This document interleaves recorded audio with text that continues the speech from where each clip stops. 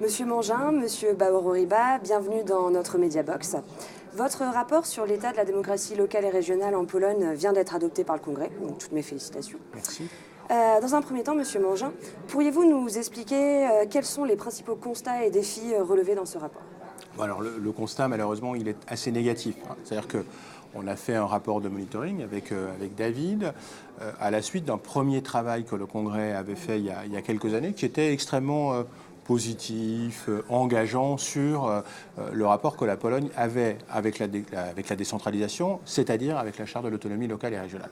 Malheureusement, aujourd'hui, en 2018, le constat est totalement différent. C'est-à-dire que le pouvoir a sensiblement vidé, en fait, les collectivités locales de leurs compétences, mais aussi de leurs moyens financiers et aussi de leur capacité à agir à la fois dans le dialogue avec le gouvernement, mais aussi à se faire respecter leurs droits devant les autorités judiciaires. En d'autres termes, on donne plein de travail à faire, si je peux le dire ainsi, c'est-à-dire plein de missions aux collectivités territoriales, c'est-à-dire sans leur donner des moyens sur l'éducation, sur des choses comme ça, le gouvernement les oblige, donc elles n'ont plus les moyens d'avoir des libertés locales pour s'occuper du quotidien des citoyens. On leur enlève le pouvoir de lever des taxes. On l'a dit tout à l'heure, c'est pas que nous sommes des fétichistes des impôts, mais simplement nous pensons que pour accomplir des missions, il faut qu'il y ait un lien direct entre l'endroit où on prélève l'argent et l'endroit où on le dépense, ce qui permet aux citoyens de comprendre à quoi sert l'impôt, les impôts qu'ils paient. Parce que quand ça remonte jusqu'à l'État pour redescendre aux collectivités, non seulement ça dépossède le citoyen de ce lien, mais en plus, ça met la collectivité dans une situation de dépendance par rapport à l'État qui peut lui donner ou pas, selon des tas de critères, l'argent.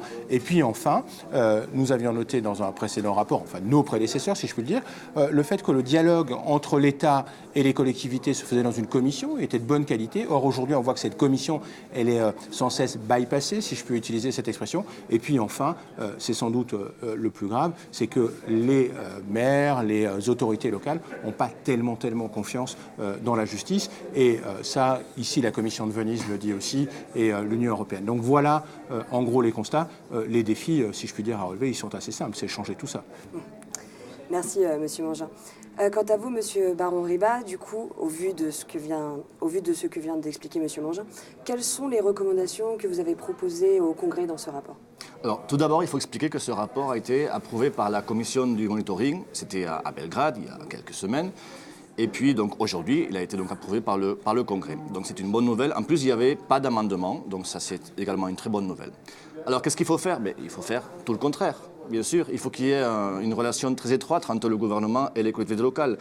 Et la charte, il faut la respecter. Elle a été signée, elle a été ratifiée par la Pologne. Et par conséquent, donc, il faut respecter les différents articles qui composent cette charte. Alors, bien sûr, le processus, il faut le décentraliser. Là, nous avons assisté à une centralisation, alors que c'est vrai qu'en 2014, le rapport était très positif. Même la Pologne faisait partie des 10 premiers pays donc, dans la classification que fait l'Union économique, vous savez, multidimensionnelle. Et donc là, par conséquent, en très peu d'années, suite à un changement du gouvernement, les relations donc, ont changé.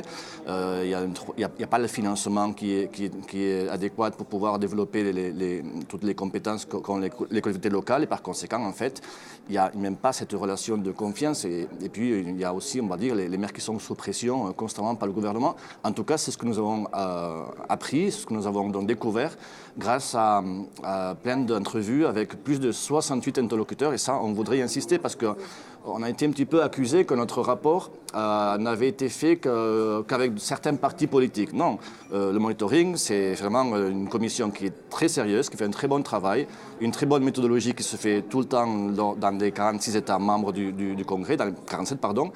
Et par conséquent, donc, la méthodologie, elle est connue, elle est appliquée. Et il y avait un ordre du jour, et on insiste, il y avait plus de 68 interlocuteurs différents qui étaient représentatifs. Par conséquent, la Pologne doit relever ce défi. Mais il faut aussi les encourager, parce qu'en 2014, c'était une bonne situation, donc il faut les encourager. Et par conséquent, le Congrès, donc, nous tenons à disposition. Il y a des postes de monitoring, on peut faire aussi à travers de la coordination. Et par conséquent, donc, on les encourage donc, à renouer et à retourner donc, à la situation qui était en 2014, qui était certes encourageante. Et par conséquent, bien sûr, ça c'est ce qu'on demande à la Pologne et à toutes ces autorités locales et bien sûr au gouvernement. Merci à tous les deux. Merci beaucoup et un grand merci au secrétariat du Congrès qui nous a aidés Tout à fait. et préparé cette visite en Pologne. Merci. Merci, à bientôt. Merci.